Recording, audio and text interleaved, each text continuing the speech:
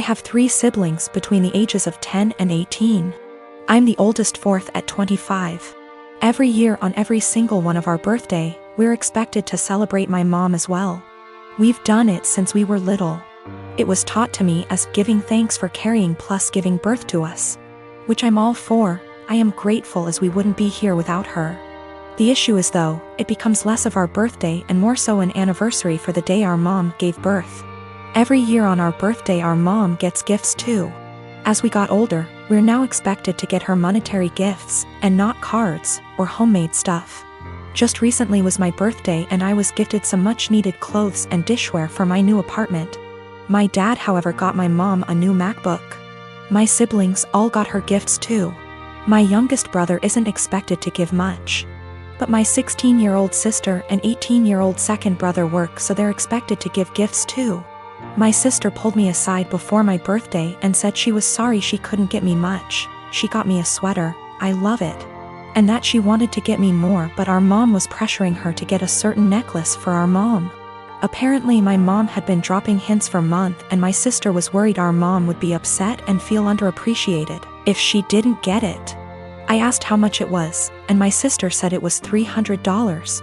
I honestly lost it on our mom and chewed into her later that afternoon when my mom opened her gifts after me. I think she's ridiculous for even wanting my sister to spend so much on a gift. Mom started crying and my dad kicked me out. Mom won't answer calls, but my aunt, mom's sister, called and said I was a POS for not respecting my mother and that I'm a selfish, narcissist child for being jealous of the gifts mom got.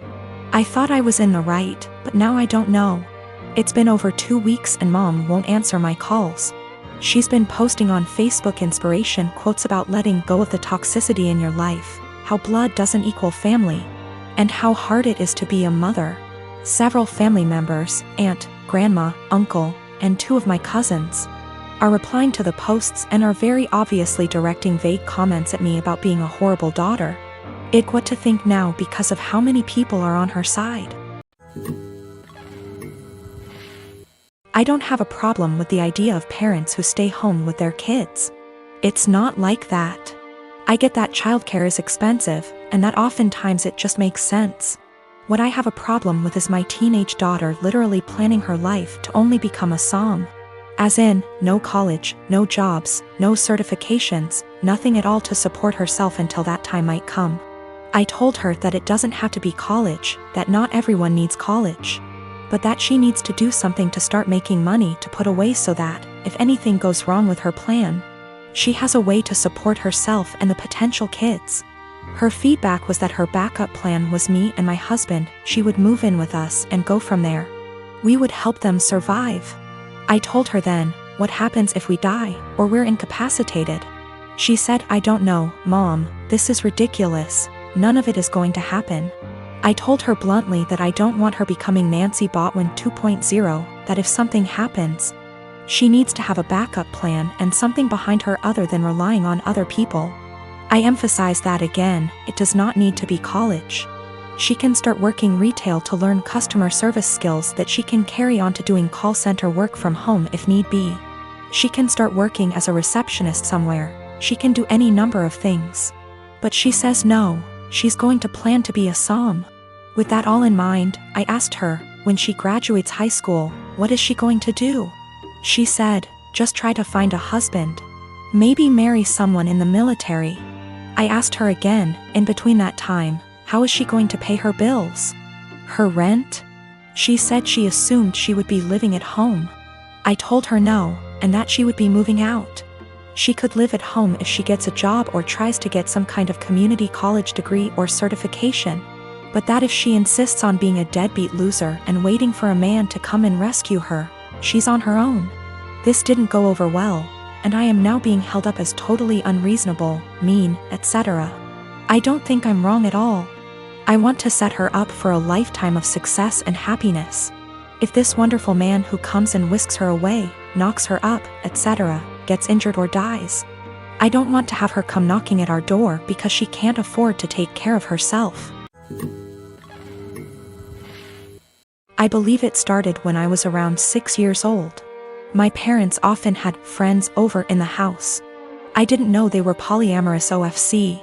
One day I was outside playing, got hurt, and when I ran inside caught my parents making out with some random guy. They told me they have other adults that they love and it's a completely normal thing. Me being a child just accepted that. They gave up being secretive and their partners would constantly be around, even joining on outings. I remember that on my 10th birthday they invited 3 of their partners, one of who I'd never seen before. And for the rest of the day my parents just withdrew from my party and hung out with them. I never saw them doing anything explicit again, but they would kiss their partners, hug them, make flirty comments. Something that would be normal between parents but with many more people. Sometimes I came home from school and my parents were gone and there was some random adult in our house. Some of them seemed surprised that my parents even had a child. I always hated it, but since my parents had told me this was normal, I assumed many adults probably did similar things and that it's just an adult thing all kids hate.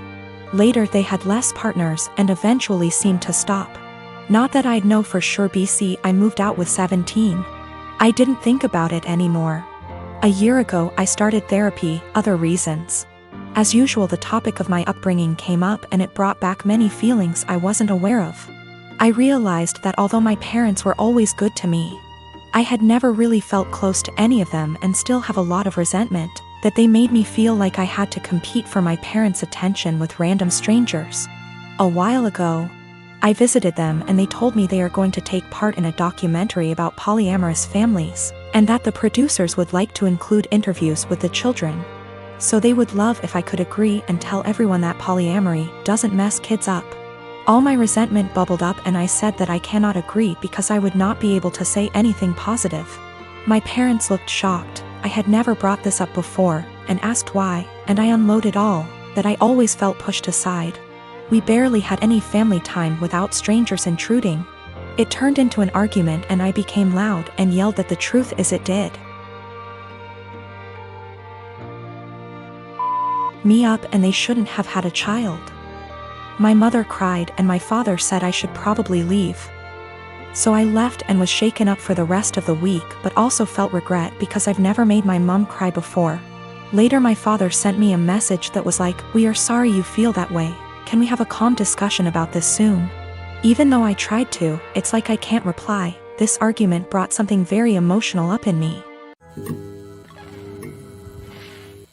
I am a 19 years old man. On Thursday, a person I had a major crush on in high school, but who rejected me, messaged me out of the blue. She had never contacted me without my contacting her first. And at one point I realized she had had me blocked on social media, and so I found it odd that she was suddenly being friendly. After sending a couple of greetings / questions about how I've been, she said that she was going to have some people over and wanted to know if I would get the beer. The drinking age where we are is 19, and she and the people who were going to chill were all 18. The liquor stores in my area all card. I thought it was silly that my being a month older meant I could buy liquor and they couldn't, and so I said I would love to go. She said, "Thanks, I'll pick you up at 7. 7 o'clock rolled around, and she texted me to say she was in front of my house. I went out dressed and ready to chill with some people, and she drove me to the liquor store. When we got there, I asked what beer she wanted me to get, and she told me to get Budweiser. I hid my disappointment as well as I could, but it was her party, so I went in and bought 2 cases of 24. I got back in the car and said, "Let's party," and she was eerily quiet.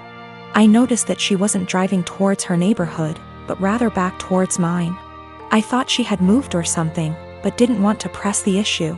When she turned down my street, I finally figured it out. She was being purposefully vague about the invitation because she wanted me to get the beer. But she wanted a way out when she told me I wasn't actually invited in the first place. She stopped in front of my house, leaned over, kissed me on the cheek, and said, "Thanks," in her best voice. I deadpanned her and asked when she was going to tell me I wasn't invited. She feigned surprise and said that she never intended to invite me in the first place. I sat in silence for a long, awkward minute, picked up the beer, and walked towards my front door. She got out of her car and frantically tried to re-invite me to the party, but I told her that what she did was the most humiliating thing that ever happened to me. I opened my front door, slammed it a bit too hard, and came back to my room.